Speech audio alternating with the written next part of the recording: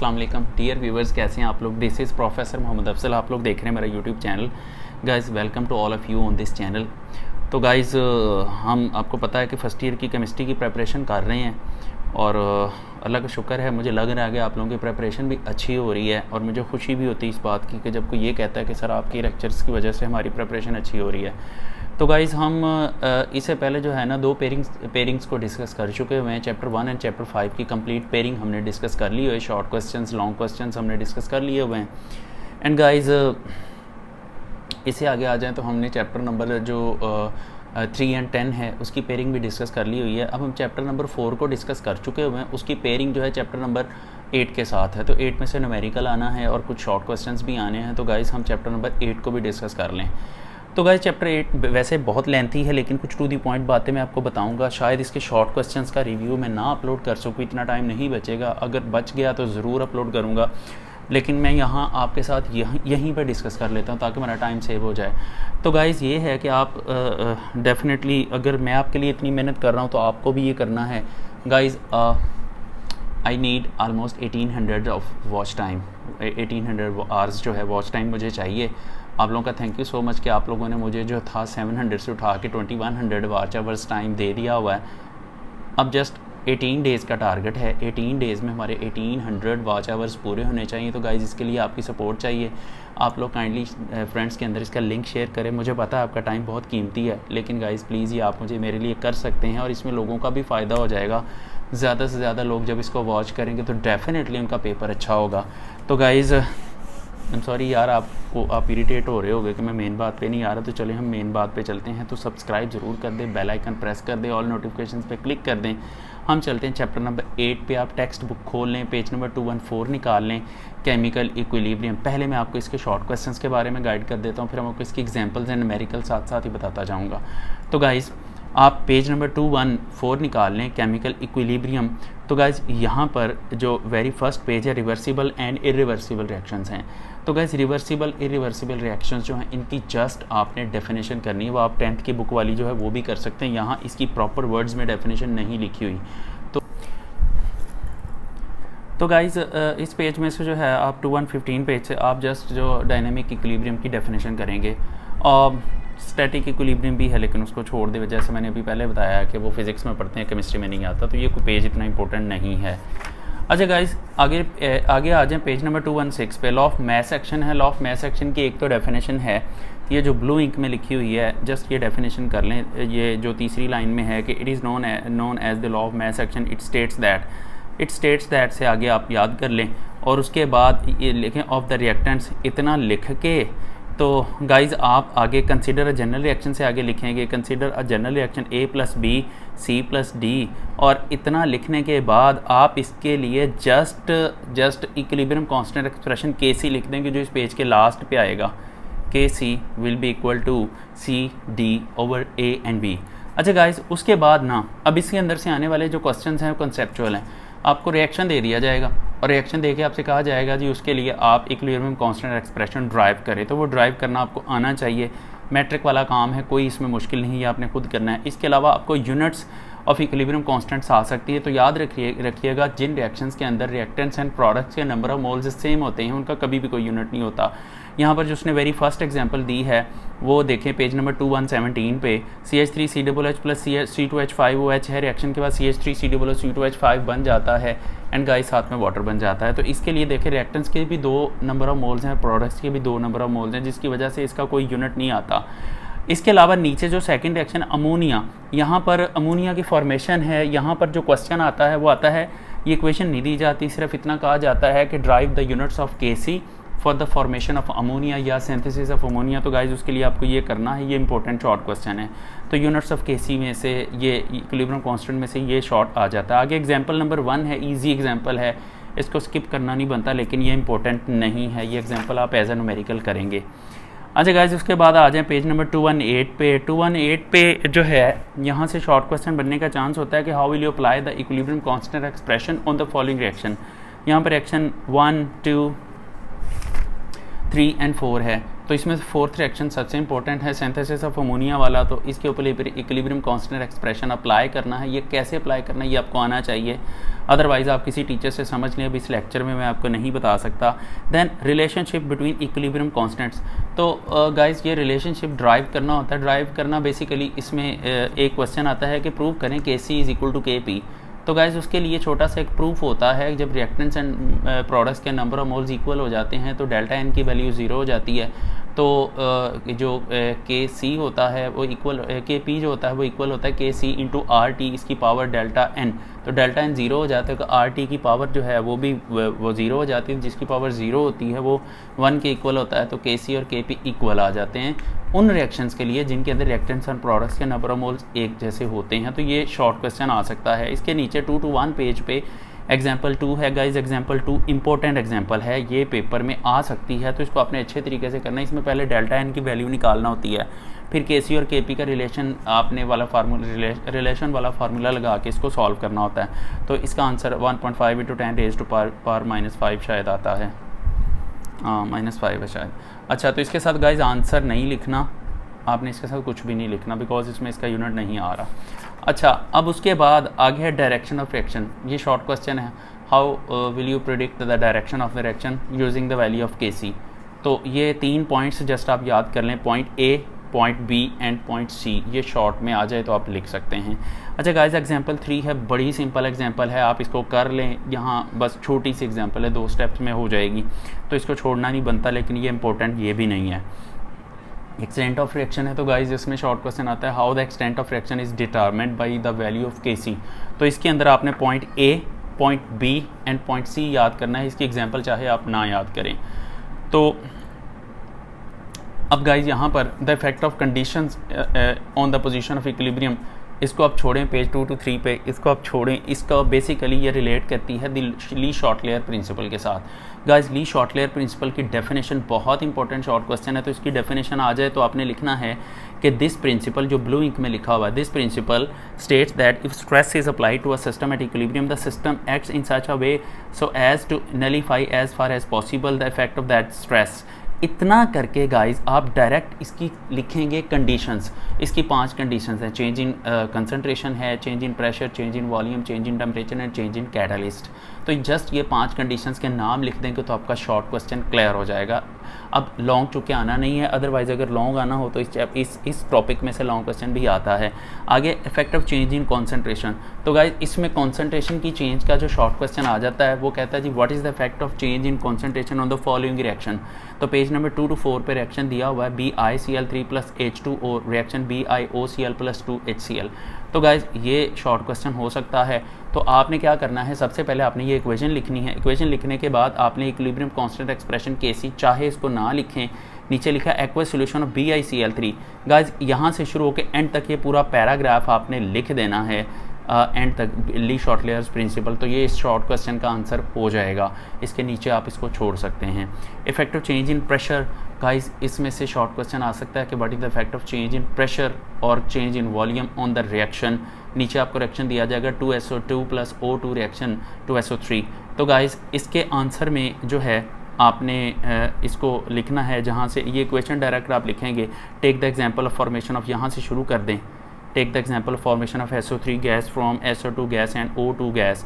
ये रिएक्शन लिखें। उसके बाद यहाँ से आप नीचे जो सेकेंड लाइन में लिखा हुआ कि when the reaction approaches the equilibrium, guys यहाँ से लेकर एंड तक आप इसका आंसर लिखेंगे, ये इस शॉर्ट क्वेश्चन का आंसर हो जाएगा।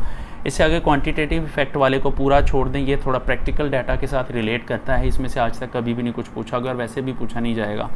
Effect of change in temperature है, guys effect of change in temperature जो है इसमें से एक बड़ा प्रोमिनेंट जो है शॉर्ट क्वेश्चन आता है। वो शॉर्ट क्वेश्चन इसमें से आता है कि हम सोडियम क्लोराइड जो है उसको हम इस क्रिस्टलाइजेशन के मेथड से प्योरीफाई क्यों नहीं कर सकते। गाइज बड़ा टेक्निकल क्वेश्चन होता है, बहुत इंपॉर्टेंट क्वेश्चन है। इसका मैं आंसर आपको बता देता हूँ, अगर आपने बुक से करना है तो कितना करेंगे। तो ये देख लीजिए, बड़े बच्चों को ये नहीं पता होता कि सोडियम क्लोराइड को हम क्रिस्टलाइजेशन प्रोसेस से प्योरीफाई क्यों नहीं कर सकते।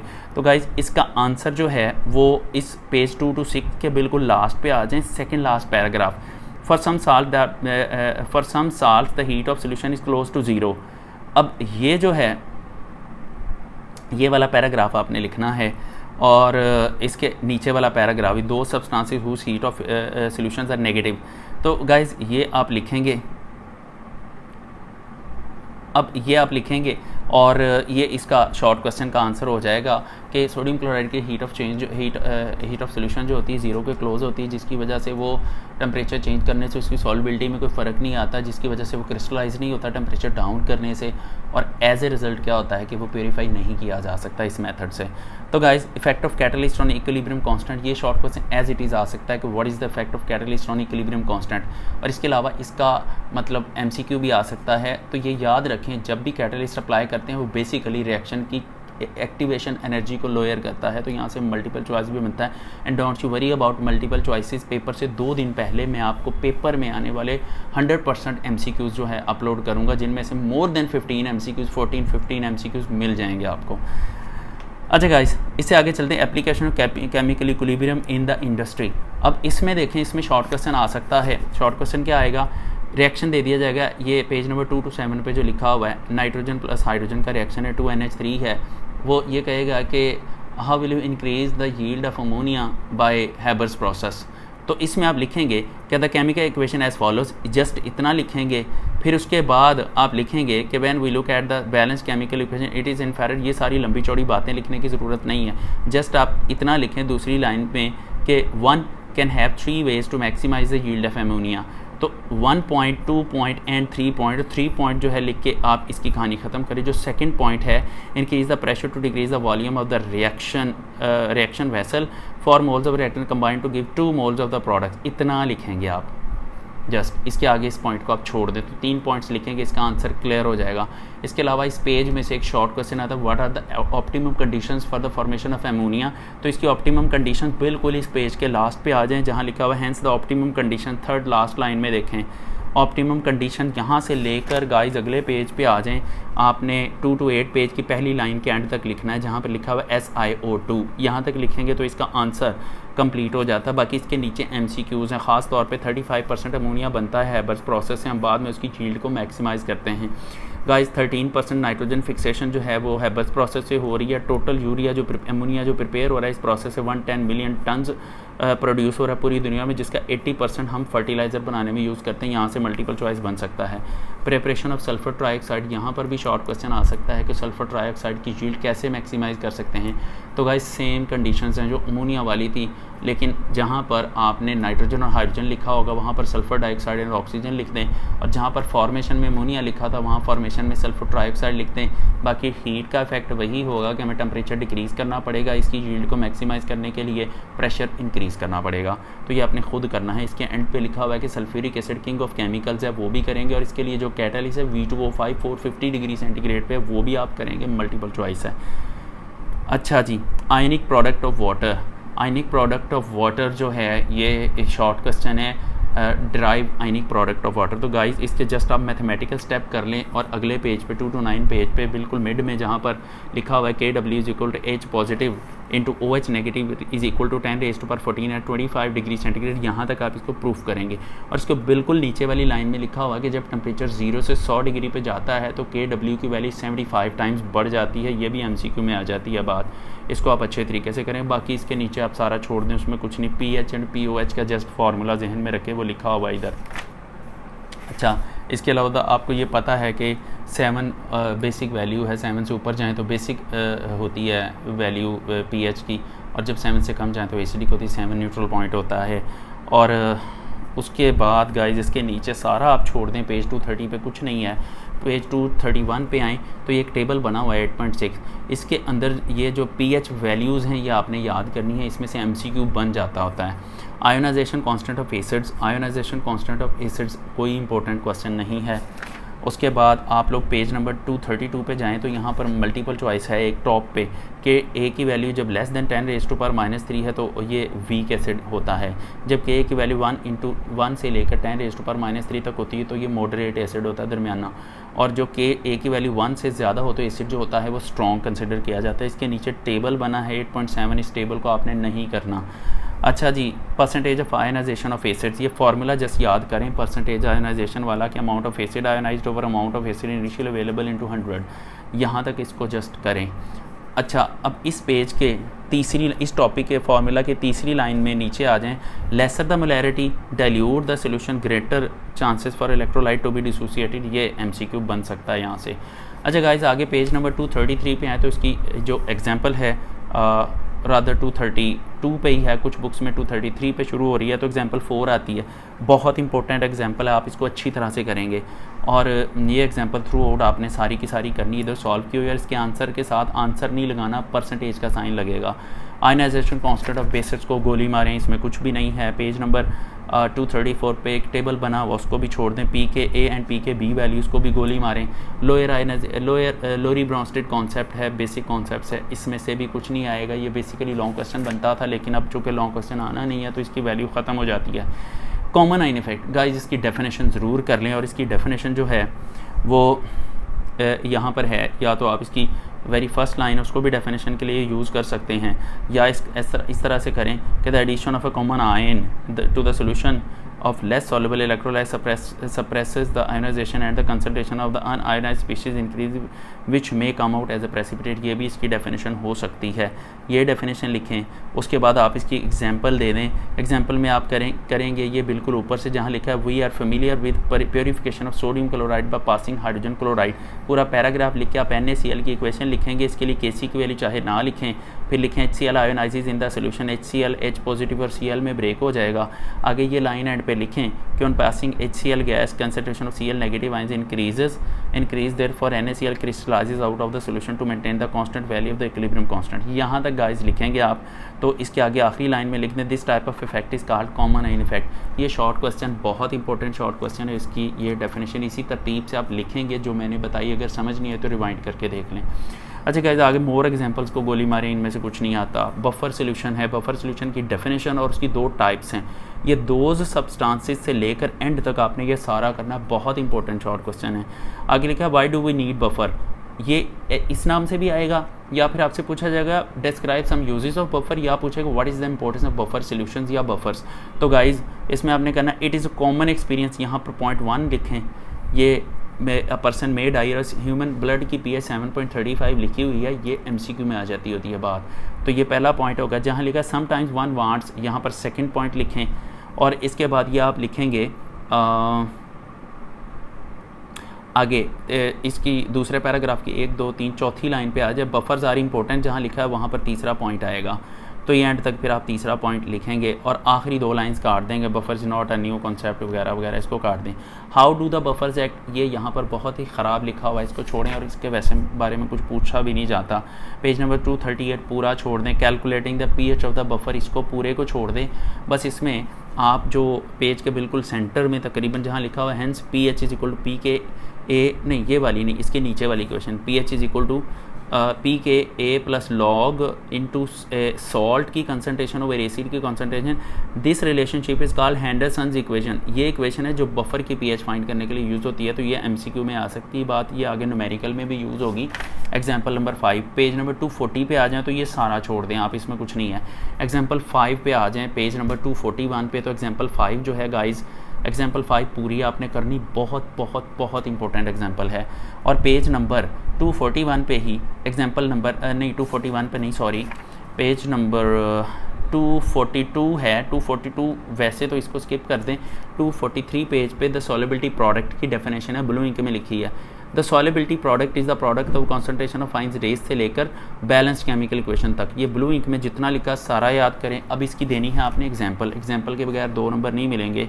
तो आप ये स्टार्ट पे आ जाएं पेज नंबर 242 पे, जहाँ पर सॉल्युबिलिटी प्रोडक्ट की हेडिंग दी गई है। इसके नीचे तीसरी लाइन में देखें फॉर एग्जाम्पल, ये पूरी फॉर एग्जाम्पल से ऑनवर्ड तीनों लाइंस आप लिखेंगे PbCl solid, PbCl aqueous, Pb2++2Cl, फिर इसके लिए Kc की वैल्यू लिखें। फिर एंड पे जहाँ पर Kc की वैल्यू लिखने के बाद एंड पे आ जाएं जहाँ पर उसने लिखा हुआ है जी, ये दरमियान की लाइन स्किप कर दें। अब बिल्कुल लास्ट पे आ जाए जहाँ पर लिखा हुआ Kc इंटू PbSO4, नो, ये PbSO4 कहाँ से आ गया, या फिर ऐसा करिए PbSO4 की एग्जांपल कर लें, आप PbCl2 की एग्जांपल ना लिखें, आप लिखें लेड सल्फेट। ये फॉर एग्जांपल वाली बात आप ना करें, आप यहाँ लिखें lead sulphate is well known sparing soluble compound and is dissociated into very small extent like PbCl2।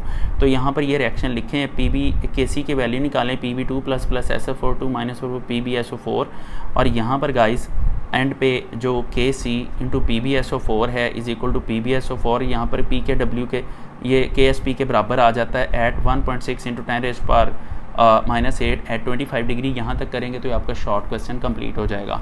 अब पेज नंबर 243 पे आए, पेज इस पे 8.10 लिखा हुआ है, ये टेबल नहीं करना आपने। एप्लीकेशंस ऑफ सॉल्युबिलिटी प्रोडक्ट में से थ्योरी का कुछ नहीं करना, लेकिन एग्जांपल 6 गाइस सबसे पहले आपने एग्जांपल 6 करनी है, ये सबसे इंपॉर्टेंट है। उसके बाद आपने डिटर्मिनेशन ऑफ सॉल्युबिलिटी अगले पेज पे इसको छोड़ दें, एग्जांपल 7 है सबसे इंपॉर्टेंट, सबसे पहले आपने एग्जांपल 7 करनी है।